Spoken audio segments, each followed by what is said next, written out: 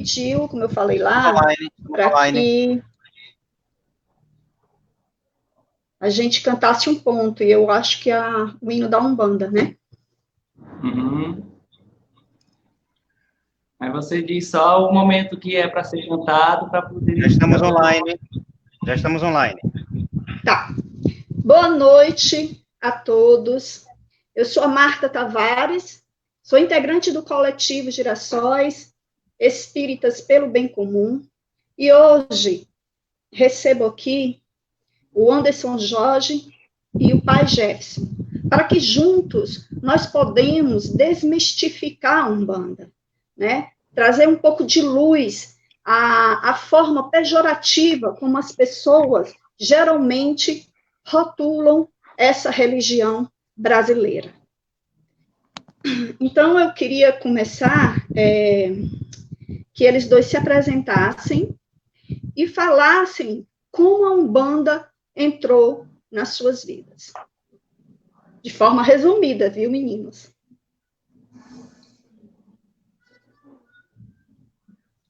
Pode ficar à vontade, pai Jefferson.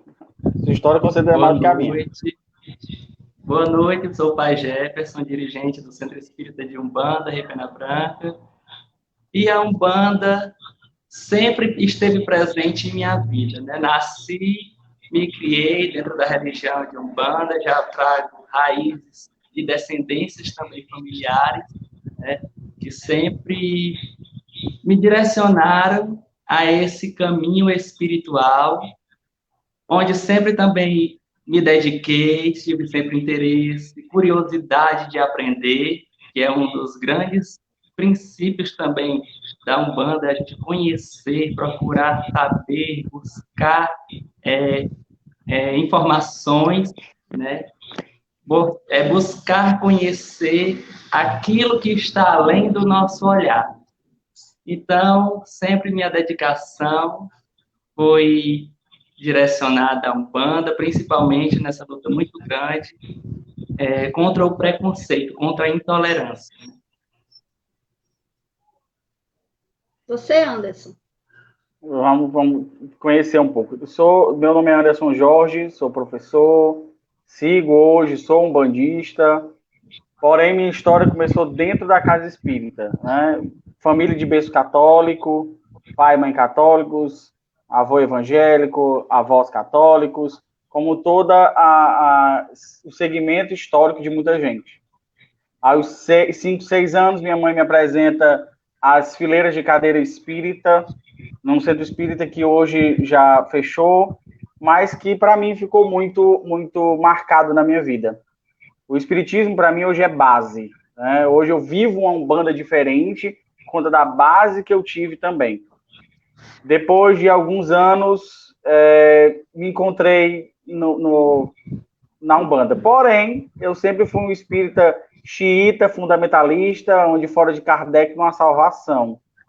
Então, eu não aceitava de jeito nenhum caboclo, não aceitava nenhum preto velho, não aceitava nenhum índio, não aceitava entidade nenhuma que viesse arrastando o pé, dita da Umbanda. Até que um dia eu descubro, numa mediúnica de casa espírita, que o meu mentor espiritual era um índio. Eu entrei em depressão por alguns meses, desesperado porque achava que estava obsediado. E me preocupou muito, até que um dia esse mesmo índio, de nome Aruana, me deu uma lição literalmente de moral, falando sobre Kardec em uma mediúnica, incorporando em uma médium semi-analfabeta ou até analfabeta de pai e mãe, né? Uma senhora já na sua alta idade foi falar sobre Allan Kardec de forma sublime. Aí olhou para minha cara dentro da mediúnica e disse: agora fale sobre as energias da natureza. E aí eu fechei a boca e disse: é hora de estudar. Foi quando eu conheci, né, um pouco da Umbanda, fui estudando, porém minha traçada indo até o terreiro de Umbanda, eu fui ainda visitar 3, 4 terreiros, onde os 3, 4 terreiros diziam a mesma coisa, que eu ia encontrar minha paz dentro da Umbanda, mas em um local onde o mar me acalmaria.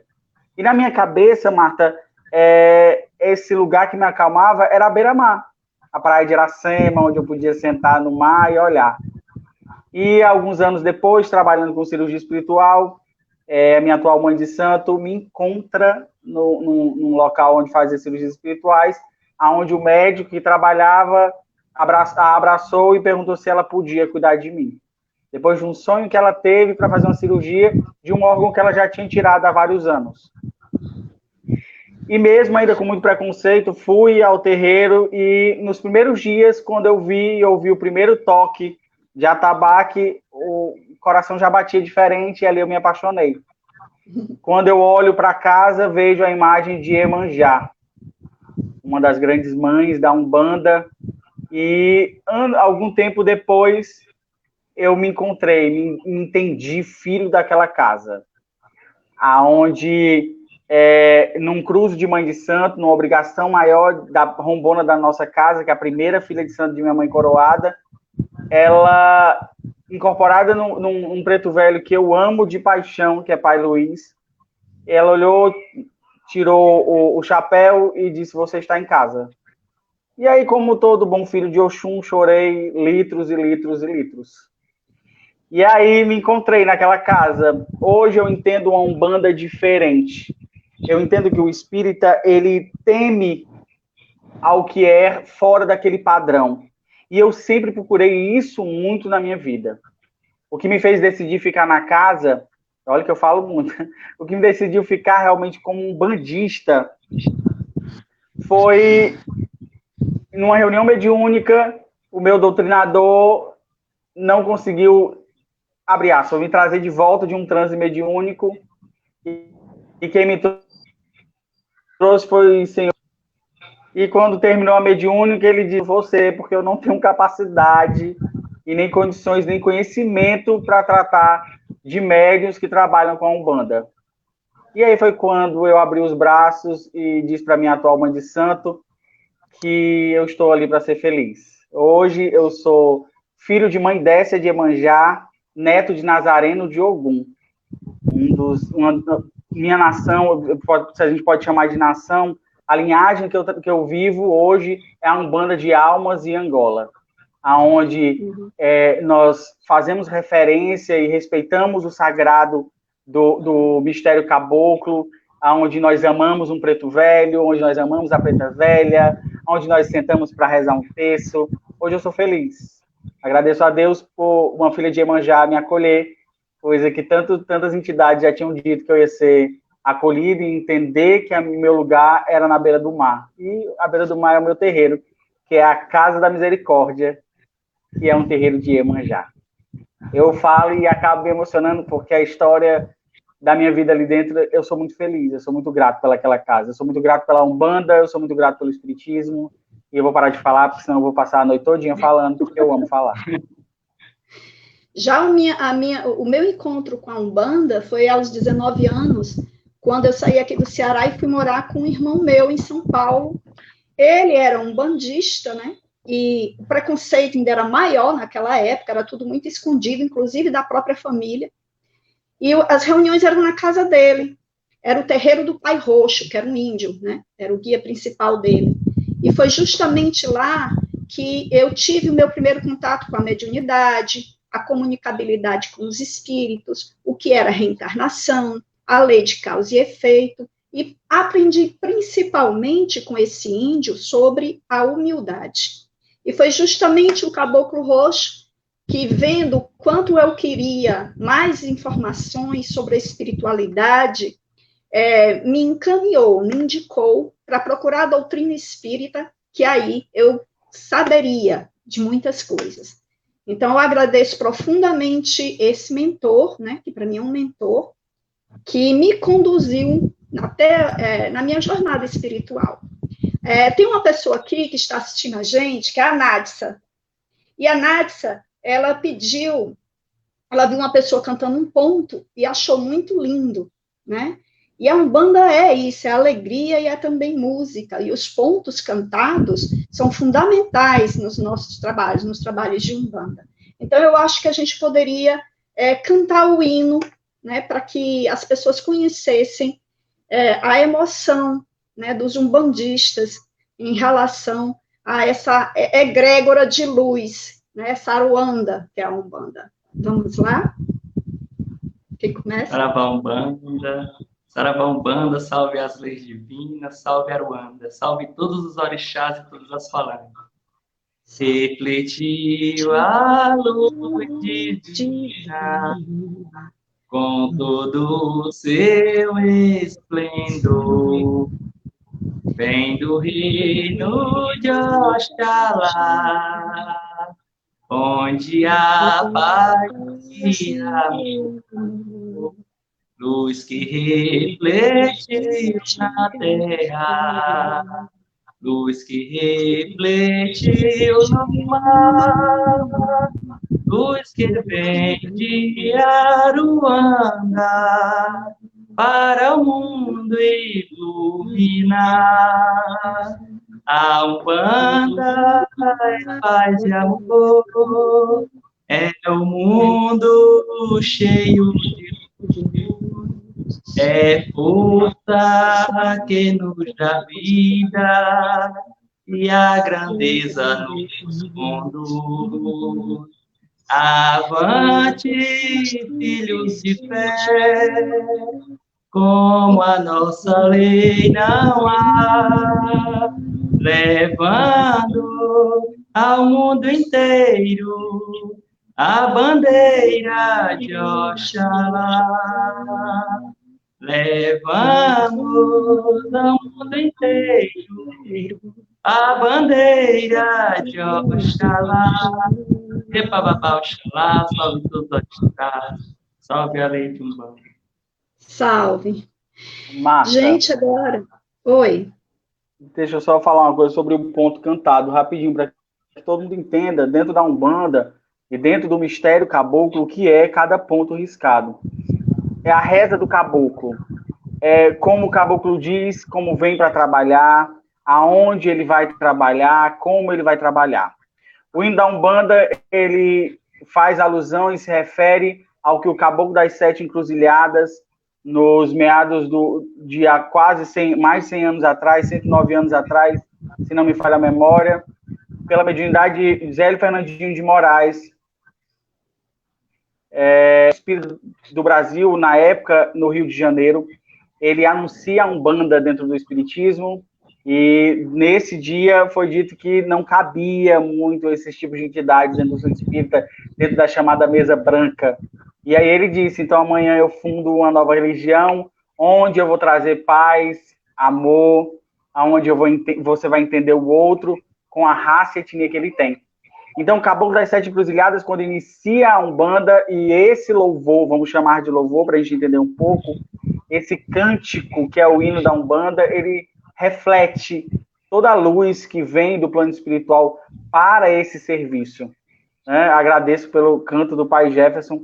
O ponto cantado, ele é luz no nosso coração, ele acalenta, mas ele tem um serviço, né? Então, todo ponto ele vai ter um serviço.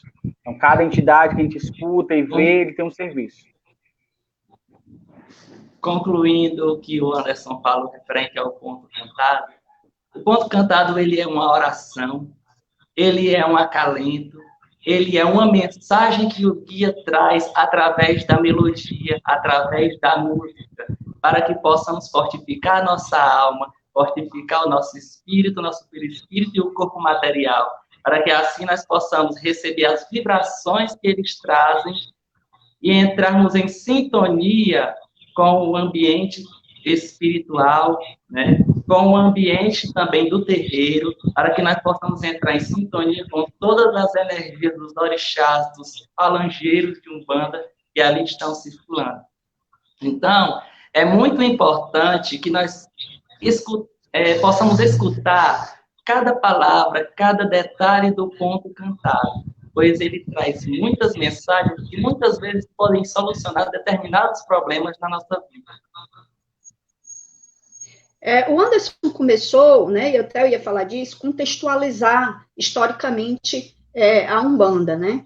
E assim, não que antes do Zélio não tivesse, não houvesse manifestações de um preto velho ou de índio aqui e acolá, mas foi justamente o Caboclo das Sete Encruzilhadas, com o Zélio, que ele criou toda a ritualística, todo o ritual da Umbanda, e aí ela passa a ser uma religião, ela passa a ter todo esse ritual dela, todos os seus sacramentos, né, naquele momento. E é interessante que, naquela época, né, o Anderson, você falou aí, o Caboclo das Sete Encruzilhadas, ele não foi bem aceito naquela reunião mediúnica, né, porque tanto ele como os outros preto velhos que vinham nos outros médios da mesa mediúnica, foram considerados espíritos inferiores, sem luz, justamente por ser de índio e de um preto velho. E esse pensamento, até hoje, ainda povoa os centros espíritas, né? Então, foi uma coisa acontecida em 1908, mas que muitos espíritas ainda têm essa visão de que, por ser um índio ou por ser um preto velho, é um espírito inferior, que não tem nada a oferecer, né? O que é que vocês me dizem disso? Muitos acham que o índio, o preto velho, por eles não serem letrados, eles eram ignorantes, espíritos ignorantes. Mas, através da cultura que cada um deles tem, eles transmitem determinados conhecimentos através da cura, utilizando ervas, utilizando outros elementos da natureza para auxiliar no bem-estar espiritual e material dos seres viventes na Terra. Então, assim, todos os povos, eles têm o seu próprio conhecimento, eles têm os seus fundamentos e ensinamentos para transmitir para os outros. E isso, antigamente, né, e até hoje algumas pessoas ainda também têm esse pensamento um pouco ainda atrasado de certa forma, acham que eles, por não terem tido estudo, são ainda entidades que não têm um grau de conhecimento para instruir alguém, mas as pessoas se enganam ao pensar dessa maneira, porque a partir do momento que nós temos uma elevação de espírito, não é o nosso conhecimento material, nosso aprendizado teórico que vai transmitir o que você tem bom para passar para as pessoas. Anderson? Quer dizer alguma coisa? O pensamento maior em relação a como é visto a entidade da Umbanda dentro do Centro Espírita, graças a Deus, nós já modificamos um pouco, e eu digo nós como moradores desse planeta, diminuiu-se um pouco esse pré-conceito, esse conceito formado em algumas casas espíritas, onde nós temos casas ligadas até a nossa nação, que é a Almas em Angola, um centro espírita que funciona na frente e o terreiro de Umbanda de Vovó Catarina, que funciona atrás do centro espírita, e não de forma marginal, e sim de forma unida, de forma unificada, onde as pessoas têm a liberdade de conversar com um preto velho, ter o carinho de um preto velho, a firmeza de um caboclo, falando para ele o que deve, o que sente, o que o coração brada. Hoje eu acredito, Marta e queridos amigos, e pai Jefferson, que nós ultrapassamos um pouco essa barreira que nós tínhamos. E eu digo isso por mim, por hoje eu poder dizer que sou um bandista. Existe uma música no movimento espírita aqui do Ceará que fala que hoje sente orgulho, sente segurança de dizer que sim, é espírita. E eu acho uma música muito bonita, porque hoje eu posso dizer que sim, sou um bandista, hoje eu posso ir para uma palestra no Centro Espírita, dar essa palestra, apesar de fazer algum tempo que eu não vou, por conta das minhas ligações com o caboclo, por conta das ligações com o trabalho mediúnico dentro da Umbanda, para que possa revitalizar muito o campo. Mas, enfim, hoje as pessoas conseguem, abraçar um pouco melhor a ideia de que a espiritualidade ela é plural. Hoje a doutrina espírita, hoje a Umbanda, e eu acho muito bonito quando o umbandista ele não diz que é espírita umbandista, não, ele é umbandista. Umbanda, o Espiritismo, eles podem até usar o traçado mediúnico, mas são religiões ou doutrinas ou segmentos de ideologia espiritual bem distintas em muitos pontos, aonde o Espiritismo ele se utiliza muito mais do magnetismo intelectual, e a Umbanda ela utiliza do intelecto e também da ação física, que é o que nós vamos ver mais nos terreiros de Umbanda. Mas eu acredito que hoje nós possamos ter um diálogo mais aberto, em falar um pouco mais de uma Umbanda, aonde não é uma Umbanda oculta. Hoje eu sou feliz por ser umbandista, porque eu descobri que a Umbanda não é o ocultismo. Está aí aberto para todo mundo, a natureza está aberta para todo mundo. E ainda descobri que eu estou numa Umbanda que não corta ou tira o livre-arbítrio do outro, através de amarrações, através de feitiços. Uma coisa que me perguntam muito, só para fazer um adendo, professor, o senhor é um umbandista? Sou. Professor, depois eu quero conversar com você. E as próximas palavras professor, eu estou com problema com meu marido.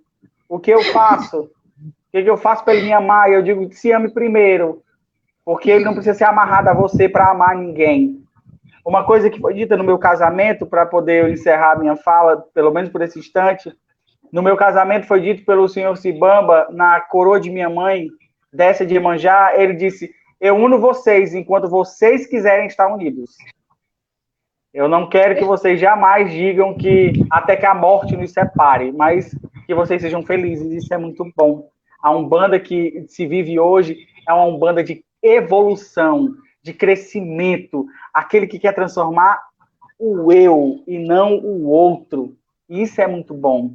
A Umbanda e o Espiritismo, o catolicismo, qualquer religião, nós temos que entender que ela está em nós, incítricas a nós, e não ao outro.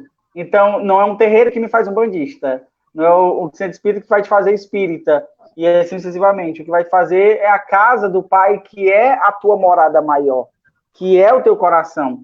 E isso me fez entender que ser umbandista não era errado. É verdade. A Clícia e a Rosângela fizeram comentários semelhantes, né? Em relação que, por exemplo, um índio, ele pode ter sido outra coisa no plano espiritual, em outra encarnação, ou pode vir de outra forma, né? E aí, no advento da Umbanda, no dia 15 de novembro de 1908, quando se apresenta o Caboclo das Sete Encruzilhadas, um dos médiuns, que era vidente, viu um resto de vestes clericais naquele espírito que se apresentava, né? E que depois soube-se pelo próprio o Caboclo das Sete Encruzilhadas que aquilo fazia parte de uma encarnação passada dele, onde ele foi o Gabriel Malagrida, né? Era um jesuíta que veio ao Brasil, conviveu muito com os índios no Maranhão, na região amazônica, depois, caminhando, percorreu todo o sertão. Então, ele acabou tendo contato com a cultura do negro, a cultura do índio, né? A cultura do caiçara. Então, é interessante observar, como a Clícia Rosângela falou, né, que não é necessariamente que todo caboclo tenha sido um índio, né? E também que nem todo aquele que se apresenta como um preto velho pode ter sido um preto velho. Mas a Umbanda também trabalha muito com os arquétipos, e o arquétipo ele tem toda uma simbologia, ele passa toda uma mensagem. Vocês gostariam de falar um pouco sobre os arquétipos presentes dentro da Umbanda? Eu vou citar uma fala de Alexandre Comino, um dos discípulos de Rubens Saraceni, que em algumas postagens anteriores a esse momento, em algumas semanas, ele falou: porque a Umbanda tem preto velho, porque a Umbanda tem índio, porque a Umbanda tem uma mulher como uma pombogira, porque a Umbanda tem um Exu, porque a Umbanda tem esses arquétipos. A Umbanda, ela veio literalizar a não segregação da unidade espiritual.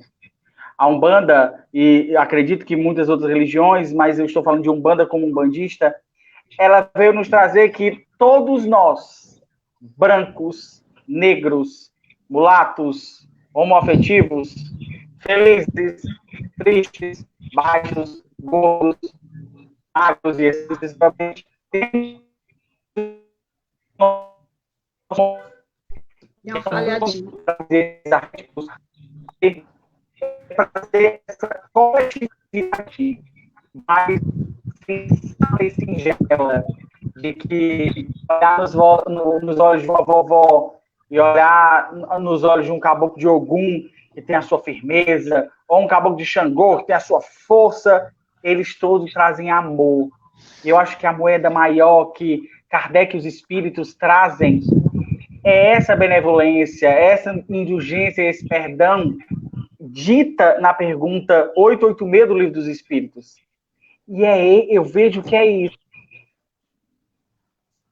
Nos trazem a isso, a essa relação com o singelo, com o simples. Acredito que Pai Jefferson, quando, vou usar uma expressão muito umbandista, bate o pé no terreiro e vem o seu caboclo da pena branca, ou vem a sua vovó, o seu vovô, aquele pai preto, ele muda o sentimento, mas o sentimento central ele vai ser sempre o amor. E acredito que Jesus ele já falava isso no amor. O arquétipo cristão é amar. O arquétipo maior da Umbanda e do Espiritismo, amar. Mas é respeitar ainda mais. Esse que é o grande quê dos arquétipos da Umbanda para mim, sabe? Pai Jefferson pode completar mais como sacerdote. Acredito que a vivência com o caboclo é ainda maior do que a minha, que é além da mediúnica, mas é o amor de assistir esse caboclo trabalhando, esse preto velho trabalhando, esse Exu trabalhando.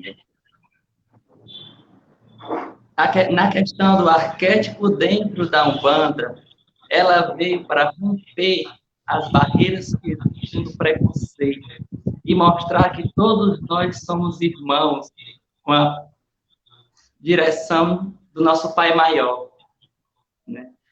E que, dentro da nossa Umbanda, nós não devemos só tolerar a forma do outro ser, porque a partir do momento que nós toleramos, nós somos obrigados a aceitar, mas sim respeitar as diferenças, respeitar a forma de cada um ser. Então, as entidades, usando seus arquétipos, eles transmitem isso, que o negro, que o índio, que aquela mulher que é de encruza, uma pombagira, que vem gargalhando, girando, naquela animação toda, ela é igual a todos, né? Mostrando que todos nós nessa terra, por mais que tenha alguma diferença cultural, mas perante aos olhos de Deus, todos nós somos iguais. E a partir do momento que nós respeitamos o outro, nós aceitamos a forma que ele é, né? Então, o arquétipo dos guias, os nossos caboclos, pretos velhos, eles nos traz esse conhecimento para que nós possamos ter uma clareza, uma visão de amor ao próximo, porque esse é o nosso propósito como dirigentes espirituais, de transmitir o amor e a caridade a todos. Antes de passar para a pergunta que a Clícia acaba de fazer, porque é um dos tópicos que a gente vai abordar, que é a intolerância religiosa, a Umbanda, ela inclui os excluídos, né? A gente está falando tanto em direitos humanos, né? Em democracia, em dar voz a quem vive à margem da sociedade. E a Umbanda é isso, ela é aberta aos excluídos, né? Ao negro, ao índio, né?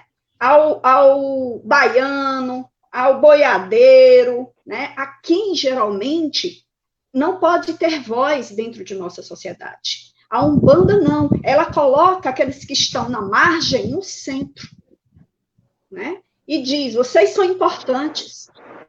E Caboclo das Sete Encruzilhadas fala bem isso, ele falou que na Umbanda não haveria porta fechada para ninguém, seja encarnado ou desencarnado. Que os que soubessem muito ensinariam os que sabiam menos, e os que sabiam menos ensinariam os que nada sabiam, mas que todos poderiam contribuir. Então, a Umbanda, realmente, ela remete a todas essas questões sociais, né, que a gente precisa vencer. Ela traz esse olhar da equidade. Todos, né, temos condições e estamos trabalhando para juntos crescer. Além disso, a gente vê na Umbanda, vamos dizer assim, uma representação de diversos povos, porque dentro dela tem também o povo do Oriente, né? Nós temos os africanos, nós temos, quer dizer, uma série de povos convive dentro da Umbanda. E isso é bem interessante. É amor, isso é caridade, isso é fraternidade universal. E analisando bem, para vocês verem que a Umbanda, ela em si tem seus fundamentos, mas ela abrange outras religiões, ela tem uma ligação. Então, assim, ela é uma religião que não rejeita, ela abraça a todos, independentemente de credo, de raça, de cultura. A Umbanda, ela é um pouco do catolicismo, um pouco do espiritismo, um pouco do esoterismo, e assim, o conhecimento vai abrangindo e nos mostrando os diversos caminhos que a espiritualidade pode nos conduzir. A Clícia perguntou, gente, sobre a intolerância religiosa, e é também um dos tópicos que a gente ia abordar. Por exemplo, eu queria perguntar assim, Anderson e Jefferson, vocês andariam com as roupas que vocês estão aqui em qualquer lugar? Teriam coragem? Eu ando. Eu vou contar, já que é para falar, vou contar as histórias, bem rápido. Estou vendo que a gente avança. As giras na nossa casa, uma das feiras. Nós saímos de lá, não nesse período pandêmico, claro.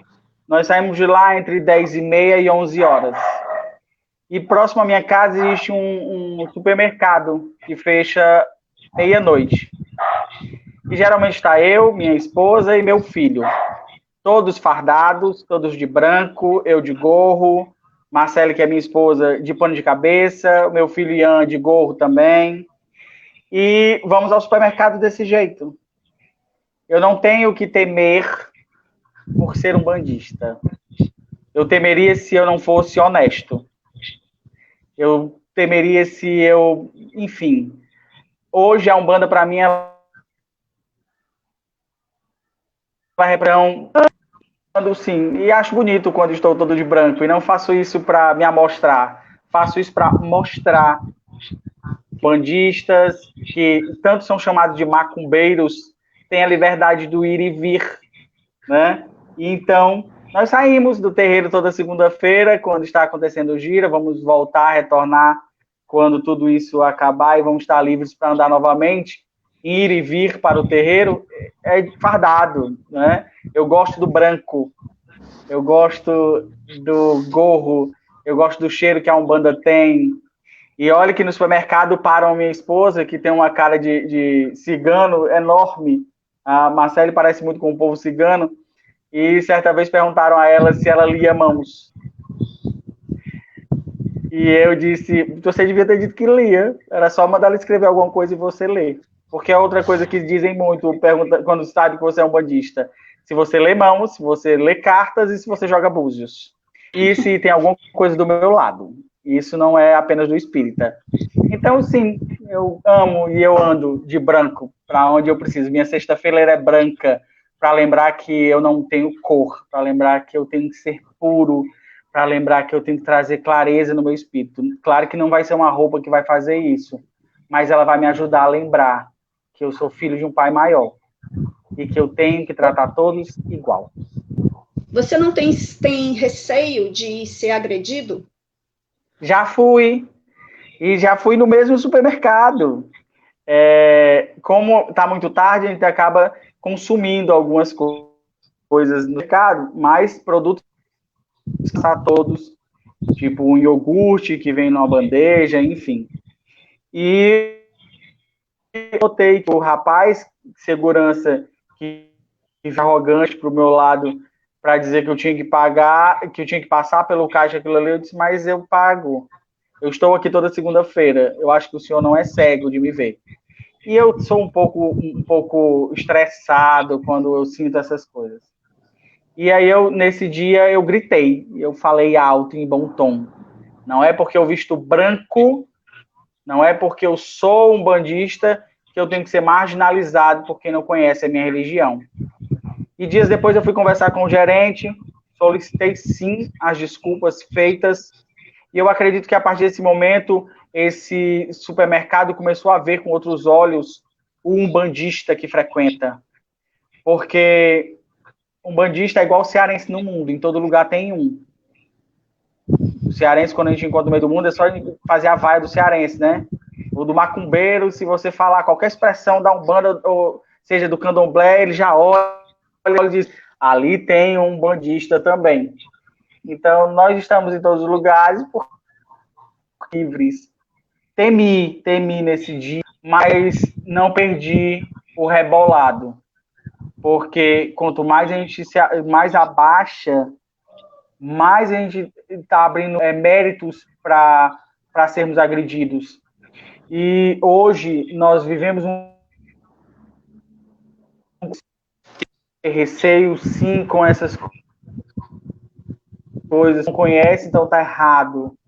Eu acho que essa live do Coletivo Girassóis e Espírita, né, nos abre uma oportunidade para mostrar a espíritas de centros espíritas que seguem vocês, que nós, né, ex-espíritas, nunca espíritas, nós umbandistas, nós temos uma ciência, nós buscamos uma filosofia, nós somos uma religião, então nós sabemos qual é o fundamento de cada.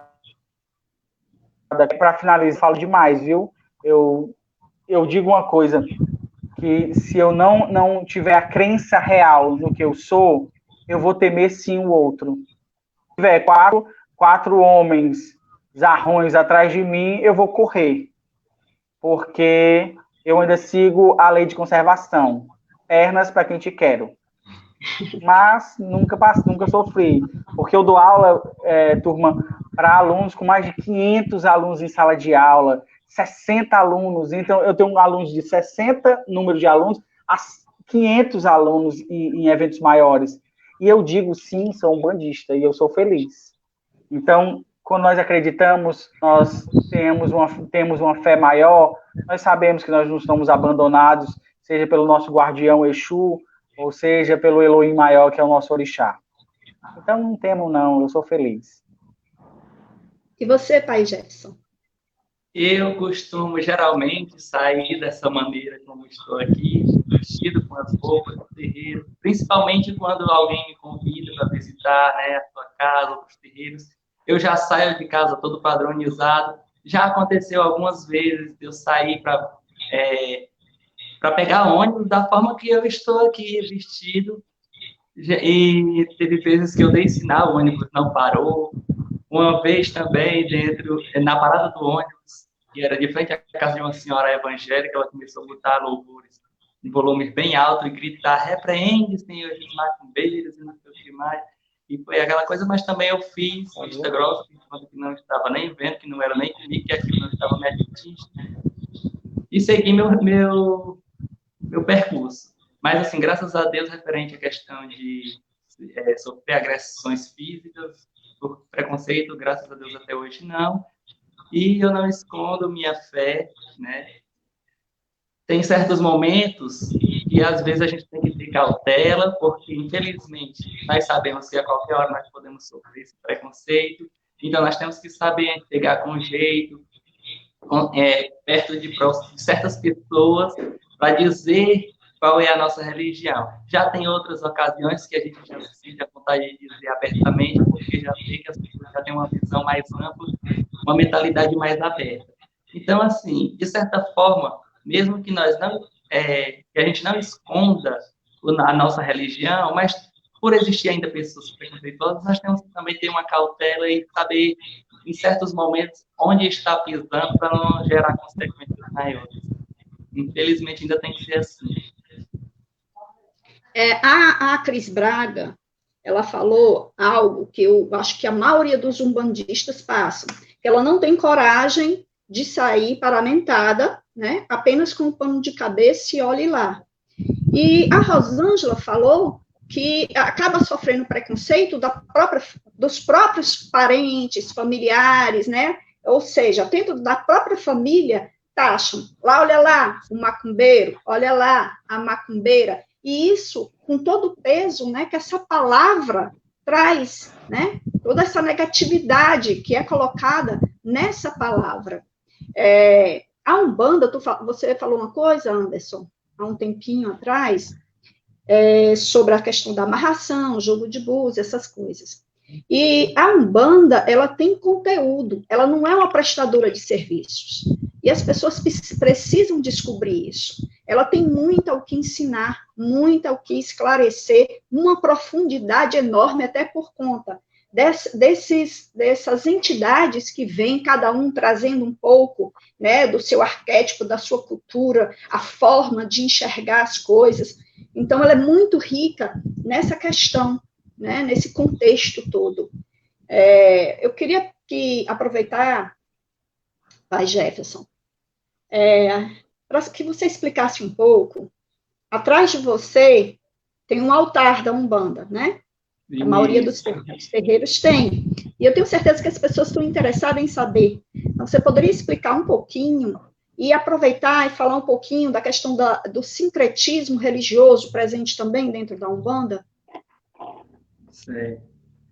Bom, a importância do gongá, o congá, o altar, o peji, conforme depende de cada casa, como utiliza a nomenclatura, é um dos pontos centrais de firmeza de dentro do terreiro, onde ali está presente elementos terra, ar, fogo, né, água, e a força de todos os orixás e entidades que trabalham dentro da Umbanda. Então, é um ponto fundamental, é um ponto central, aonde todos se direcionam para entrar em sintonia com o sagrado, né? Elevar-se o pensamento às forças divinas, para que assim receba toda aquela vibração ao qual foi mentalizado,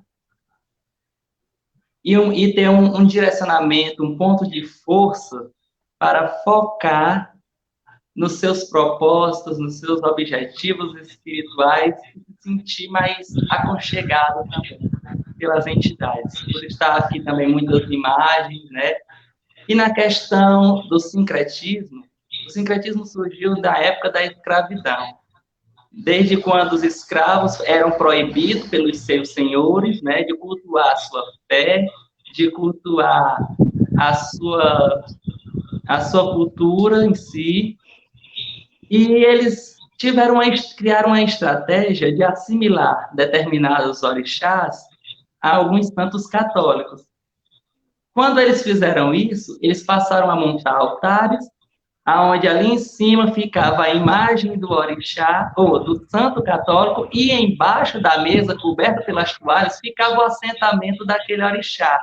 Muitas vezes também tinha os santos do Paoco, aonde eles colocavam uma escultura pequena do orixá escondida dentro.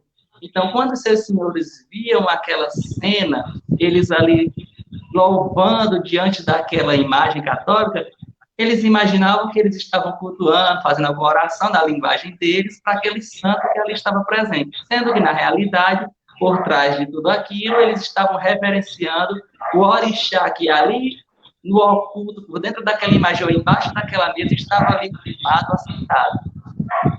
E nisso, com o passar do tempo, foi fortificando e as pessoas foram também criando a devoção ao santo católico. E quando teve o surgimento da Umbanda, a Umbanda adotou esse sincretismo e acabou também esses santos católicos governando, chefiando, comandando algumas falanges juntamente aos orixás, né? Um exemplo, na Oxalá é representado, sincretizado por Jesus Cristo, né? Onde Oxalá, na nossa Umbanda popular, assim que é aquela Umbanda que tem muitas traços também do catimbó, que aqui é o mais utilizado no nosso Ceará, no nosso estado, ele é um orixá superior que comanda junto a Jesus Cristo, a falange do astro superior, a falange astral, né? Já Iemanjá, com Nossa Senhora, aqui mais sincretizada como Nossa Senhora da Assunção, são os orixás e a santo que comanda a falange do povo d'água, do povo do mar, da linha do mar sagrado. Da mesma forma, Xangô e São Jerônimo, que comanda os caboclos da pedreira, os caboclos de Xangô, e assim se dá com todas as outras linhas, 7 linhas da Umbanda, e tem algumas linhas também intermediárias que compõem a lei de Umbanda, as linhagens de Umbanda, que são regidas por esses orixás e esses santos que assim foram sincretizados. Anderson, a Clícia, ela quer saber um pouco sobre as linhas da direita e as linhas da esquerda. E a Alane quer saber as diferenças entre Umbanda e Quimbanda. Vamos lá. É assim, no meu entendimento, tá? Porque a Umbanda hoje ela é muito pluralizada em algumas informações, né? Vamos começar a entender esquerda e direita. Nomenclatura antiga utilizada, tá? Onde eu digo que o caboclo, o espírito, a entidade trabalha numa linha de esquerda porque é ruim ou obscura e de direita porque é uma linha boa e iluminada.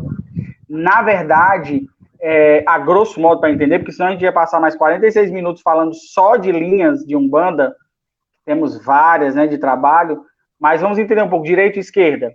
Direito trabalha, como é que eu posso facilitar esse entendimento? Trabalha numa limpeza mais tênue, de luz, de amparo, e a linha da esquerda ela vai mais profundamente fazer esse resgate. Que aí são aquelas entidades que planos mais inferiores para retirar uma negatividade ainda mais densa, que nós podemos exemplificar como linha de esquerda, talvez, a linha de Exu. Né? Exu, ele trabalha numa linha mais forte, mais tênue, apesar de Exu ser luz, apesar de Exu representar como representatividade de luz como de anjos e arcanjos, forte, uma luz forte. Então, eles têm capacidade de descer a lugares mais densos para fazer esses resgates, essas limpezas.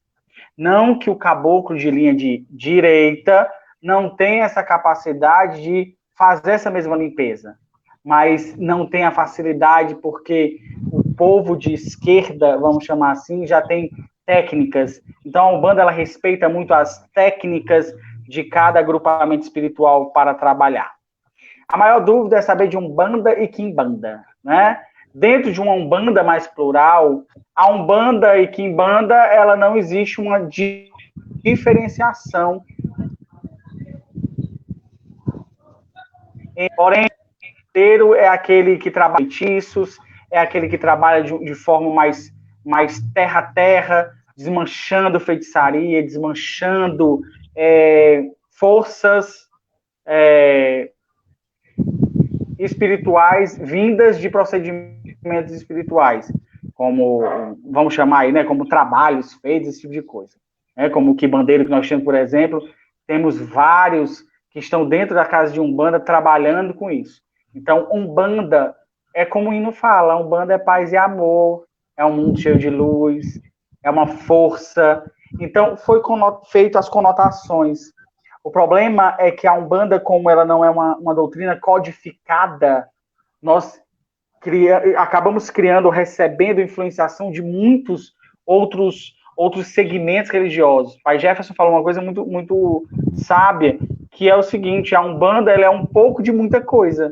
Ela traz um pouco do espiritismo, ela traz um pouco do catolicismo, ela traz um pouco do louvar, e ela acaba puxando essas informações para dentro dela. Se falarmos de Umbanda hoje, nós vamos ter a Umbanda, como o Pai Jefferson falou, ligadas e chamamos ela de catimbó. No Maranhão nós temos Fugiu Jesus, eu estava pensando agora. O terecô, isso mesmo, o terecô. Nós temos o povo de cangaço. Então, são povos e tem agrupamentos religiosos que trabalham apenas com aquele povo. A Umbanda que nós vivemos hoje é uma Umbanda livre. aonde o caboclo determina como ele vai girar e como ele vai trabalhar. Então, aconselho a Alane a ler Rubens Saraceni, Alexandre Comino, assistir uma live muito interessante falando sobre essa energia de orixá e energia de Exu, que aconteceu num programa que é de um irmão, que é, por sinal, meu padrinho de santo, no santo, que é o Reconnect. Ele tem tanto no YouTube quanto em outras plataformas de streaming. É só colocar Reconnect Brasil e ele vai ver algumas entrevistas falando sobre isso, sobre o mistério caboclo, sobre o mistério Exu, sobre o mistério orixá. Então, numa live, a gente passaria aqui a noite toda falando de muita coisa, e peço até desculpa se, de certa forma, eu devaneei algumas falas para evitar entrar num consenso e numa guerra de ideologias. Porque, na verdade, nós temos que um pouco mais polarizar e abrir mais esse pensamento do ser umbandista, do ser cristão, né? A Jefferson conta uma história, uma fala dele muito bacana, falando sobre os santos e a segregação desses santos, né? E a utilização dos santos católicos pela igreja.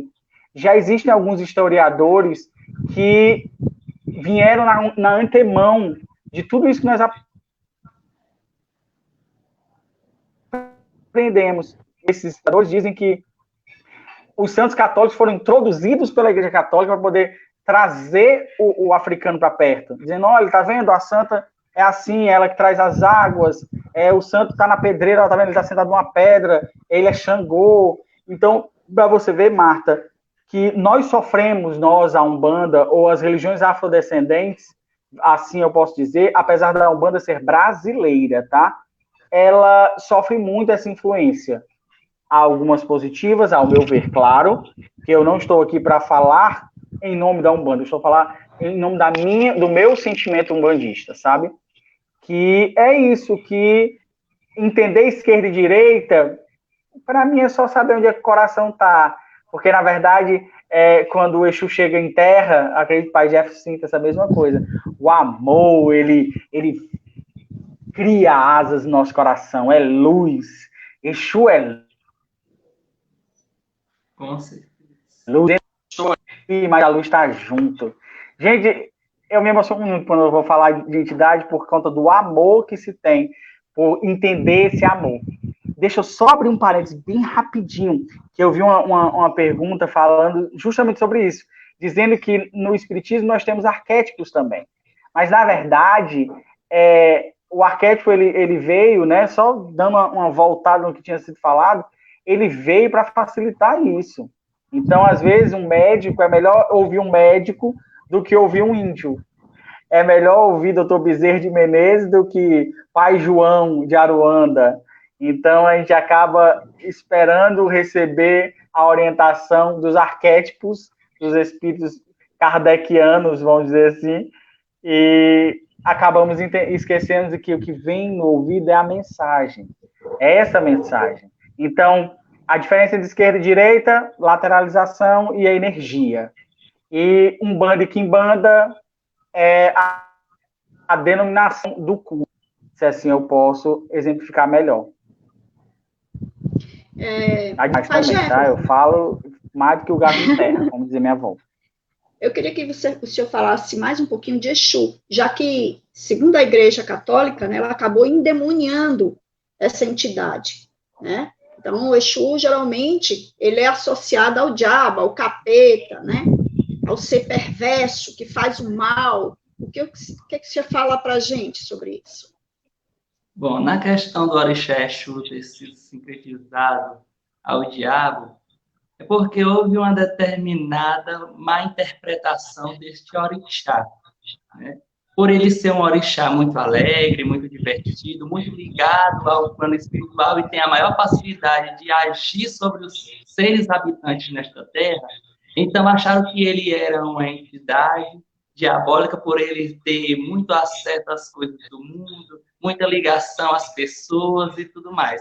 Sem contar que, com o passar do tempo, também foram surgindo os Exus catistas que tiveram esse mesmo arquétipo e passaram a trabalhar mais próximo dos seres encarnados do que certas outras entidades. E, através disso, eles passaram a ter um acesso mais prático de resgatar determinados espíritos dos campos umbralinos, né? Tendo esse resgate mais apurado e trabalhando com mais presente nesses ambientes, estando mais presente nesses ambientes.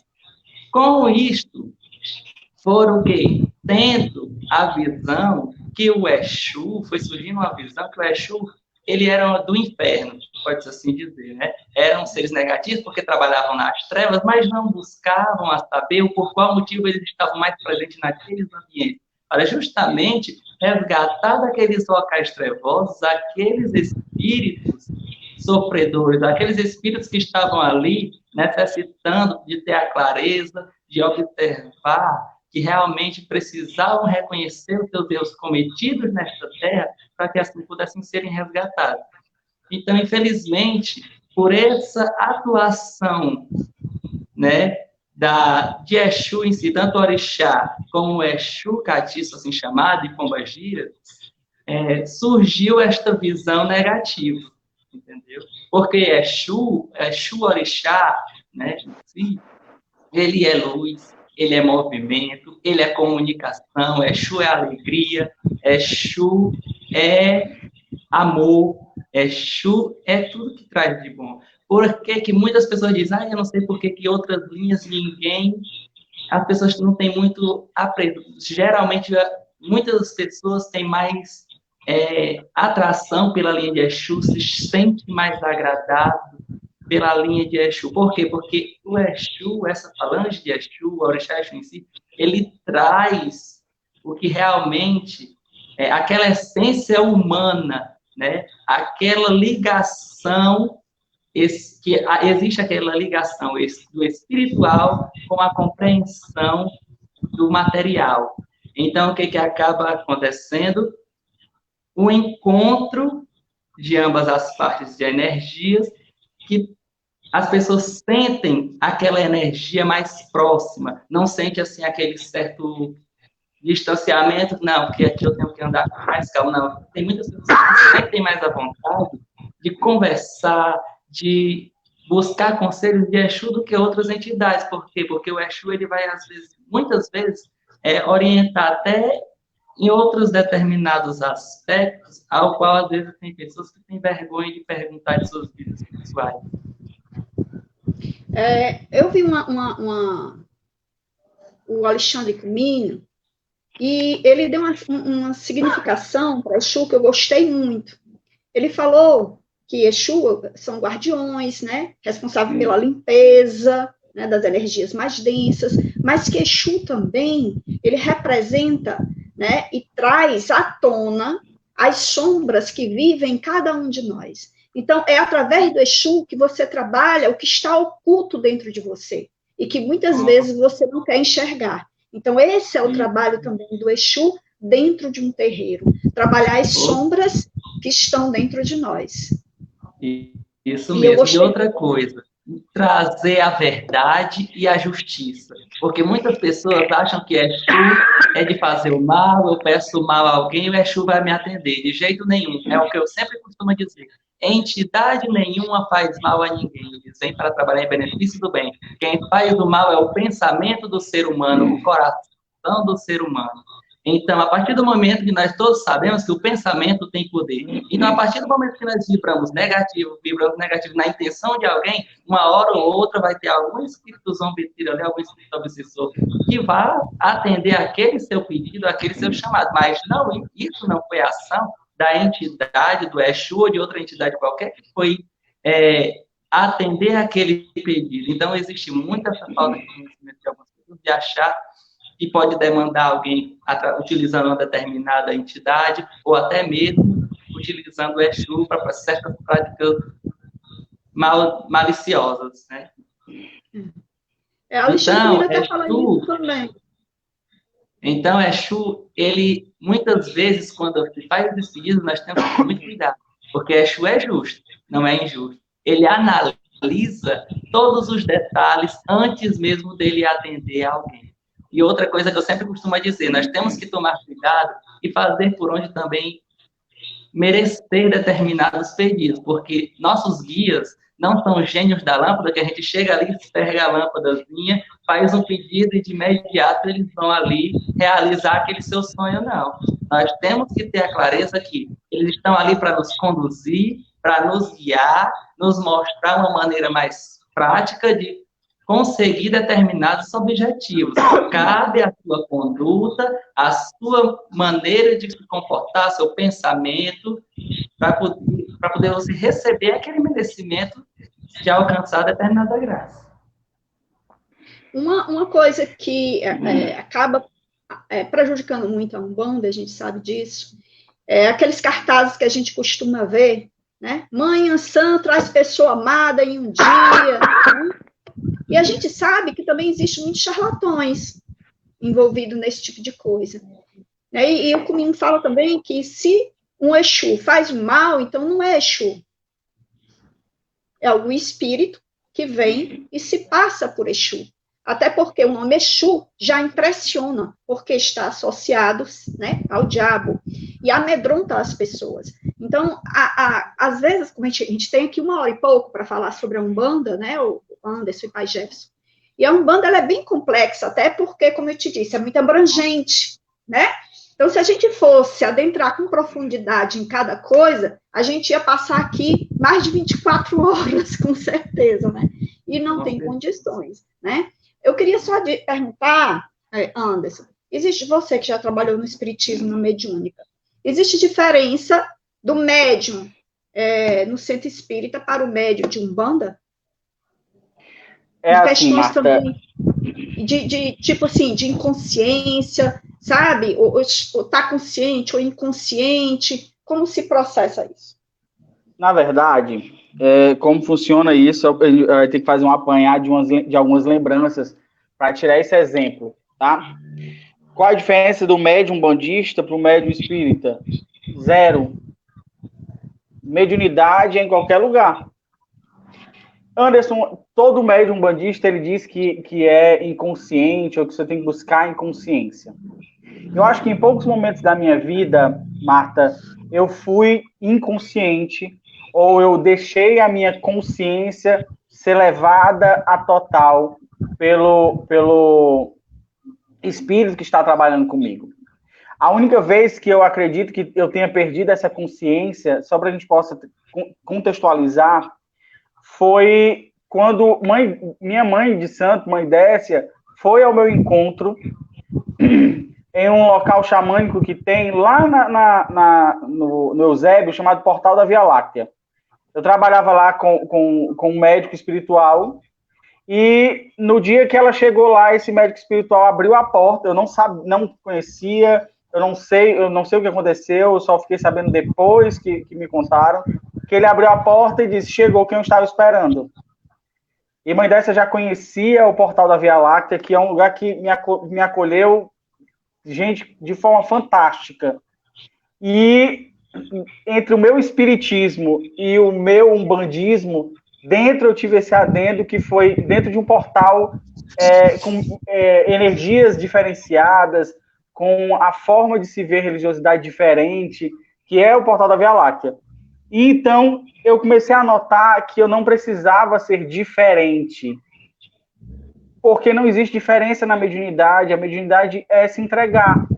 Apesar de muitos pais de santo falarem que você tem que ser inconsciente, eu admiro muito, eu, Anderson Jorge, como médium, admiro muito quem entende e vive essa inconsciência. Talvez eu não teria coragem, ou teria mais coragem de trabalhar com a entidade dentro do terreiro se eu apagasse um ensinamento kardeciano que diz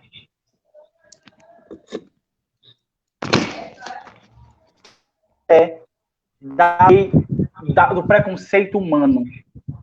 Então, o médium espírita é aquele que se dedica, o médium bandista é aquele que se dedica, e o médium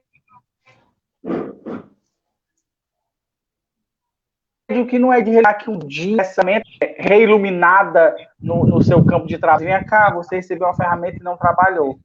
Anderson, existe diferença real entre médium espírita e médium bandista. Eu costumo dizer que é a roupa. Um bandista, ele se veste melhor. Eu gosto muito mais de um cheiro de defumação, eu acho muito mais gostoso uma guia no pescoço do que só sentar e levantar as mãos na mesa mediúnica. Mas é aquela história, cada um se encontra de forma diferente. Certa vez, só para poder complementar, olha que eu falo demais, viu? Num trabalho lá no Portal da Via Láctea, o meu Exu, na época, ainda o meu trabalho mediúnico não estava doutrinado, vamos chamar assim, para trabalhar dentro do terreiro. Então, vinha a hora que queria, o trabalho era do jeito que queria. E certa vez ele falou, não é só de amor, aliás, não é só de afago que vive o amor. E durante muitos anos eu quis entender o que o senhor Tranca-Ruas falou nesse momento para um jovem que estava sendo atendido. E hoje em dia eu entendo que eu não preciso ser afagado para saber que eu sou amado. Às vezes a gente precisa de um colo, precisa, claro. E isso acaba sendo mais fácil encontrar em um terreiro? Sim, porque o pai Jefferson tem filhos. Então o filho acaba olhando para o pai e diz, abençoa meu pai, aí vai lá dar um abraço. E diz que bom estar nessa casa. Já na casa espírita, se você fizer isso, Jesus, você está endeusando o médium kardeciano que não pode fazer isso. Esses dias eu voltei à casa da misericórdia e eu fiquei de frente ao altar de minha mãe, que é meu altar também, porque eu sou filho daquela casa. Meu coração bateu tão forte que eu dizia agora que ele sai pela boca. E eu entendi que esse mesmo sentimento eu tive em centros espíritas, quando eu vou em uma igreja, onde há amor, há mediunidade. Então, qual é a diferença do médium espírita para o médium bandista? Zero. Eu acho que a semelhança é o amor. E ser, principalmente, honesto. Porque quando você fala que irmã fulana de tal traz a pessoa amada em tantos dias, eu só trago se botar o dia da gasolina e me pagar um extra. Eu vou lá e convido a pessoa para levar, porque a Umbanda que eu vivo não traz pessoa amada. A Umbanda que eu vivo faz você se amar e trazer seu amor próprio. Isso eu aprendi com a minha mãe. E eu vou dizer uma coisa para vocês. Foi uma das coisas mais fantásticas que eu ouvi da minha mãe. Foi eu limpo você para você ser feliz. Você quer ser feliz, Anderson? Eu digo eu quero. E eu quero essa casa como minha. Ela disse, seja bem-vindo. E a primeira vez que eu deitei no chão para dar minha obrigação de santo, eu virei para ela e disse, minha mãe, eu te amo. E minha mãe disse assim, eu te amo também, Anderson. Se eu não te amasse, se essa casa não te amasse, você não estava aqui. E aí eu pude me entregar para o orixá, para o caboclo, e ser a pessoa que eu sou hoje. Não sou fácil, né? Mas eu acho que eu me transformei muito. Então eu me transformei hoje num bandista que sou médium, e não num médium bandista. Entendi. Mas, Jefferson, você poderia falar um pouquinho para a gente sobre as guias, o que são as guias, né? E o porquê dos banhos? Bom, as guias, elas representam a força de nossos orixás para que possa estar ali presente, né? Nos trazendo proteção, nos trazendo firmeza, equilíbrio, amparo espiritual. E muitas vezes, essas guias também, elas nos sintoniza com a falange ao qual iremos trabalhar. Porque nelas, em cada miçanguinha dessas daqui, firma que está um pensamento, está uma vibração, está uma energia firmada. E na questão dos banhos, os banhos, nós sabemos que as ervas, elas em si, existem a energia própria. Em tudo que existe da natureza, é a água, é o ar, né? Existe energia. Então, nós da Umbanda, das religiões afros, nós utilizamos muito dessas energias extras que a natureza nos oferece para que nós possamos nos descarregar, nos limpar espiritualmente e materialmente, tirar as larvas espirituais dos nossos chakras, né? E assim nos trazer um bem-estar. Da mesma forma que nós também utilizamos o banho de mar, né, para descarregar, para retirar as negatividades, porque o mar ele tem uma energia também natural, dada por Deus, que a natureza possui. As cachoeiras também, tem um banho de cachoeira que também é excelente. Então, assim, nós temos, né,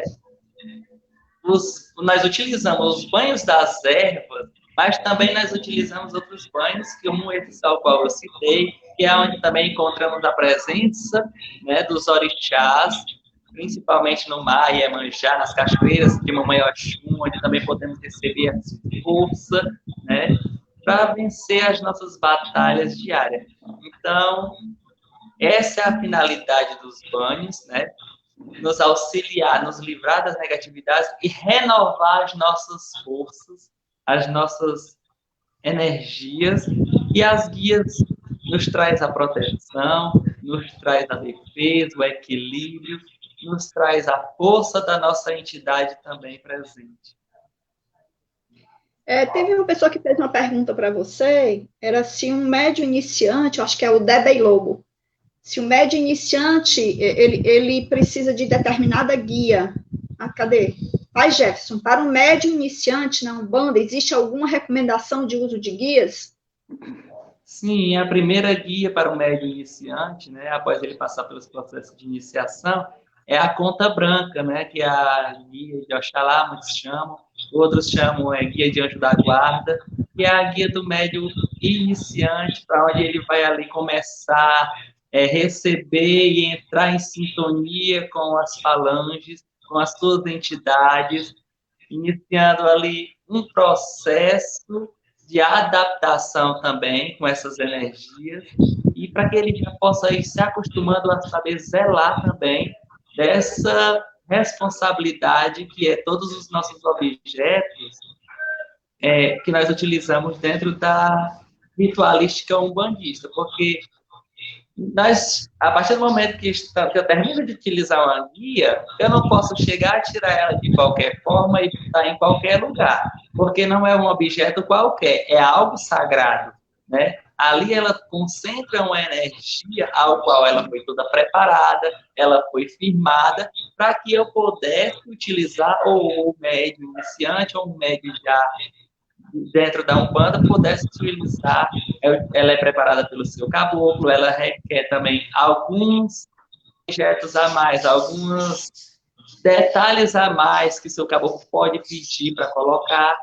Então, é onde também está muito forte a presença do seu orixá, do seu guia, do seu Exu. Obrigada. O Anderson, como é essa composição da hierarquia sacerdotal dentro da Umbanda? Como é que ela se compõe? Nós temos um pai de santo. Quais são os outros elementos que compõem a Umbanda dentro de um terreiro, dentro por exemplo, da gira, né, de trabalho? É assim, Martinha, cada terreiro, cada segmento desse terreiro, ele se utiliza de forma diferenciada de cada cargo, vamos chamar assim, ou cada nível hierárquico dentro do terreiro. Eu vou falar do que eu vivo, que é Almas de Angola, né? O meu terreiro, a gente tem a mãe de santo, nós temos o pai pequeno, nós temos o Combone, nós temos os pais de santo, nós temos um Ogã, firmado como Ogã, cruzado como Ogã, nós temos um Axogã, que faz alguns rituais. Os médios, os cruzos e se iniciam na Umbanda. Para você ter uma ideia, o pai Jefferson falou da guia de Oxalá. Na minha casa, o filho só recebe a guia de Oxalá quando ele faz a firmeza e quando ele dá a obrigação. Nós chamamos de obrigação, que é a cerimônia ou o que ele tem que fazer para receber essa guia. Mas é dessa forma. Para nós, cada guia tem o seu valor e um respeito. Numa gira, geralmente quem abre a gira é o pai de santo, é a nossa mãe, né? Nosso babalorixá. Logo em seguida, vão se entendendo a gira. Né? Basicamente, saudamos o povo da rua, Exu, nós chamamos de povo da rua, porque é aquele que guarda, aquele que está fora para nos guardar. Claro que quando entra no terreiro, a felicidade ela reina. Logo em seguida, nós vamos fazer nós chamamos de ronda, chamamos Ogum para proteger, nós vamos ver quem é a entidade que vai responder por aquela gira. No Congá, PG, como quer que chame por nação e conotação, já estão firmadas algumas velas no pedido que o pai ou a mãe do santo, o Babalorixá, está firmando aquela gira, onde os filhos fazem parte do corpo mediúnico com palmas, com danças e movimentos. A Umbanda, a única obrigatoriedade que você tem é de saber cantar um pouco. Não precisa ser um tenor, você precisa pelo menos abrir sua boca e cantar. E bater palmas para movimentar essa energia. Na Casa Espírita, a gente começa a preleção de prece, prece, palestra e passe. No terreiro, começa uma prece, nós louvamos ao Senhor Jesus, a Maria, rezamos sim, Salve Rainha, fazemos o Pai Nosso, e aí nós vamos fazer nossos louvores, que é o cântico, que é o ponto cantado. Então, a hierarquia dentro da Umbanda, dentro de um terreiro, é essa. Porém, todos os filhos desse terreiro devem respeito a quem veio antes dele. Que até uma falha minha, não pedir a bênção aos mais velhos e que sejam abençoados os mais novos. Mas eu tenho que respeitar meus tios de santo, meu avô de santo, minha bisavó de santo, em memória, Dona Neide Pombongira, e quem veio antes. Então, a Umbanda, ela é bem tradicionalista nisso.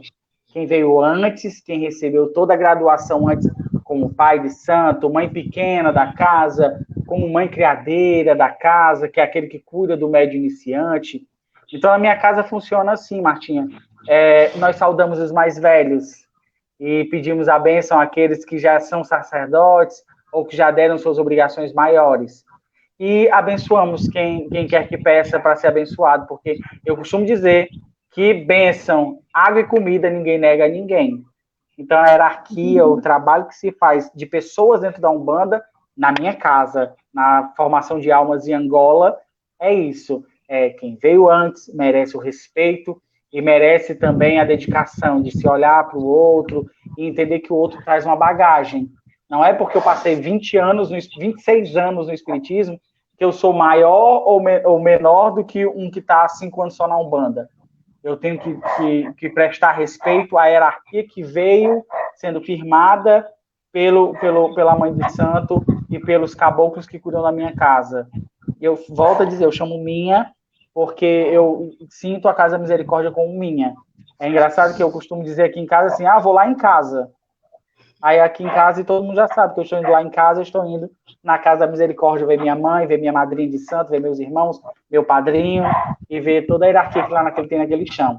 Então, nós temos um respeito ao entrar no terreiro, que é retirar o sapato, retirar o chinelo, respeitar o sagrado, dar de cabeça no altar e dizer, eu estou aqui, como um vaso vazio, que me enche de paz e de luz. Pelo menos foi isso que eu aprendi, sabe, Marta? E que é o que eu sempre fiz no Centro Espírita também. Quando eu entrava, eu digo, eu sou só um instrumento. Então, hoje eu sou um instrumento de respeito aos mais velhos e tentar ter paciência e dar e ensinar o que eu sei, que não é muito, mas o que eu sei, que eu aprendi dos meus mais velhos, e passar isso para os mais novos, que é o respeito a quem veio antes. O Pai Jefferson, para a gente encerrar, que já está perto, é exatamente essa pergunta aí que a Alane acabou de fazer. Como você já é chamado de pai, né? Ela achou que apenas pessoas mais idosas seriam chamadas de pai, né? Então, como é que você é um pai, né? Um pai Jefferson dentro da Umbanda? Sim. Bom, como eu já disse no início, né? Nasci e me criei dentro da Umbanda. Comecei minha iniciação aos 7 anos, né? Há um mês de nascido foi o meu batismo dentro da Umbanda. Aos 7 anos foi quando foi feita toda a iniciação pela minha mãe de santo, Maria Sarabatã, muito conhecida aqui dentro de Fortaleza. E também, e com o passar do tempo, fui fazendo todos os cruzes, né, todas as obrigações necessárias, recebi 7 linhas, e após as 7 linhas, a consagração, né, de pai de santo. Nessa época eu tinha 16 anos de idade. Depois também ainda fiquei um bom tempo auxiliando a minha avó de santo, madrinha Hilda, do Martim Guerreiro, né? Passei bom tempo também, aprendi muito com ela e tudo mais.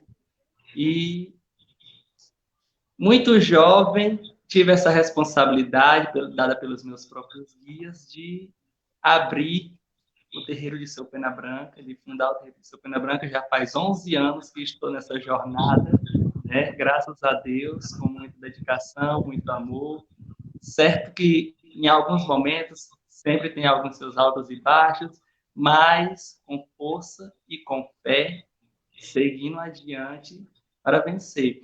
E na questão da idade, geralmente as pessoas têm uma visão das pessoas mais velhas, porque muitas pessoas iniciam já com a idade mais avançada, outras pessoas também já têm um cargo há muitos anos, né? E nós temos que prevalecer os nossos mais velhos, porque é através dos nossos mais velhos que nós, mais novos, né, recebemos os ensinamentos, recebemos as orientações, pois são eles que são os nossos ancestrais, né? E que estão ali nos conduzindo na nossa caminhada espiritual. Então, graças a Deus, como eu já disse, são 11 anos, né, de casa aberta e 28 anos de Umbanda. Nossa, bastante tempo, né? 28 anos de Umbanda. Pessoal, a gente vai ter que encerrar. Eu quero agradecer Martinha, demais. Diz. deixa eu só. Eu sei que você está encerrando, mas eu vi uma pergunta da Alane. Eu prometo demorar 30 segundos para responder a ela. A pergunta da Alane foi assim, turma. Quando você saiu do espiritismo para Umbanda, né? Saiu do espiritismo para Umbanda, como foi para os amigos espíritas a reação? Pai Jefferson não teve isso, né? Pai Jefferson nasceu dentro da Umbanda, dentro do amor maior do axé. E eu vou responder a ti, Alane, e responder a todos vocês. Não foi fácil. Para você ter uma ideia, hoje minha esposa, Marcele, ela foi ao terreiro para poder me mostrar que o terreiro era coisa do diabo. Então, assim, dentro de casa, na época, ela decidiu ir para o terreiro para mostrar para mim que a Umbanda não prestava, que a Umbanda era coisa ruim.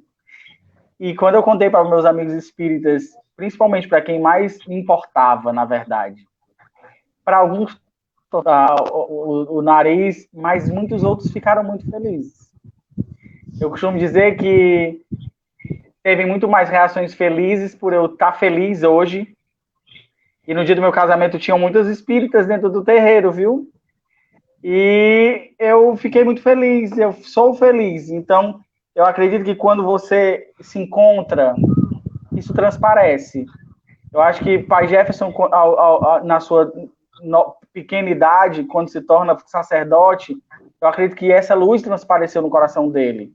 Primeira obrigação, as segundas, os cruzos, né? Então vai vindo os cruzes e a gente vai se apaixonando ainda mais. Então, eu sou grato por isso. E respondendo a Alane novamente, foi complicado? Foi porque eu sempre fui do movimento espírita juvenil. Eu sempre fui um líder espírita, né? Eu sempre organizei encontros de mocidade, sempre estive à frente de tudo isso. E quando eu disse não dá mais para mim, porque o tambor bate mais alto e dentro da casa espírita não pode ser tambor, eu fui seguir o tamborzinho. E olha, vou dizer para vocês, não existe nada melhor do que um ponto cantado. Aí eu respondo a Alane nisso. É verdade, Anderson. Olha, eu quero agradecer demais a participação de vocês dois. Pai Jefferson, muito obrigada. Anderson, muito obrigada. Né? Eu sei que as pessoas que assistiram a nossa live, né, ficaram com muitas perguntas. E eu queria que vocês anotassem essas perguntas para, quem sabe, numa nova live, a gente pudesse responder esses questionamentos que vão ficar na mente de vocês. Porque realmente a Umbanda é bem complexa, bem abrangente, né? Então, a gente realmente teria muito o que falar aqui, se a gente fosse se aprofundar em cada uma das coisas, né? Então, eu peço que vocês façam isso. Chegar em casa, né? Aliás, chegar em casa não, porque vocês estão em casa, né? Mas reflitam sobre o que vocês ouviram, né, da gente, o que foi discutido aqui, as coisas interessantes, anotem. E numa próxima live a gente tenta tirar as dúvidas que permaneceram com vocês, tá certo assim? E que a luz da Umbanda fique com todos vocês.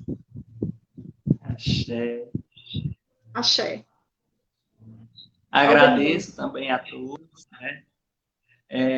E espero que aconteça outras lives como essa, para que nós possamos esclarecer e tirar as dúvidas de muitas pessoas. Foi muito maravilhoso esse momento, para que nós possamos também, cada vez mais, fazer como diz o hino da Umbanda, levar a nossa bandeira de Oxalá pelo mundo, avante filhos de fé, né? Mostrando a nossa lei, mostrando a nossa fé, mostrando a nossa cultura, mostrando a nossa ritualística e os conhecimentos espirituais para todos. Muito obrigado e uma boa noite para todos. Que Oxalá abençoe a cada um, dando uma boa noite de paz, luz, tranquilidade, prosperidade e felicidade. Que assim seja. Anderson? Assim seja. Quero agradecer a oportunidade de falar um pouco da Umbanda. Quero agradecer ao meu avô de santo, Nazareno de Ogum. Quero agradecer a minha mãe de santo, Mãe Décia de Iemanjá, por ter me acolhido na casa dela, por ter me acolhido nessa família. Quero agradecer a todo mundo que escutou a gente por 1h20 e tantos, quase 1h30, falando sobre o amor da vida da gente. E quero deixar para vocês a seguinte mensagem: nunca você vai precisar de religião se você tiver um amor pleno. Mas você provavelmente precisa de uma religião para por todo a plenitude no amor. A casa de Umbanda está sempre aberta, de portas abertas àquele que sofre, àquele que pede, assim como a casa espírita, assim como a espiritualidade. Que a gente possa ser um pouco melhor. Que meu pai Oxóssi possa cobrir todos de força e sabedoria, e que o ouro de minha mãe Oxum, Oraê, mamãe Oxum, Oxóssi, ele possa cobrir a vida de cada um com o seu ouro sagrado. Sejam sempre bem-vindos. E se tiver alguma dúvida depois, pode entrar em contato conosco. Procurem a gente nas redes sociais, estamos aí. Muito obrigado pelo convite. Espero não ter falado muita besteira. E talvez eu ficaria falando mais um monte de coisa, porque como professor a gente fala demais. É igual aquelas velhas cacarucaia, né, pai Jefferson? Quando chega no terreiro, o preto velho não quer ir embora porque quer falar. Então, gente... Anderson, também... Obrigado, né, ao coletivo Girassóis, né? Agradecer ao coletivo Girassóis que abriu esse espaço, né, para trazer a Umbanda, né, para que ela fique mais conhecida e a gente leve a luz do conhecimento à ignorância, ou às trevas da ignorância. Então, boa noite a todas.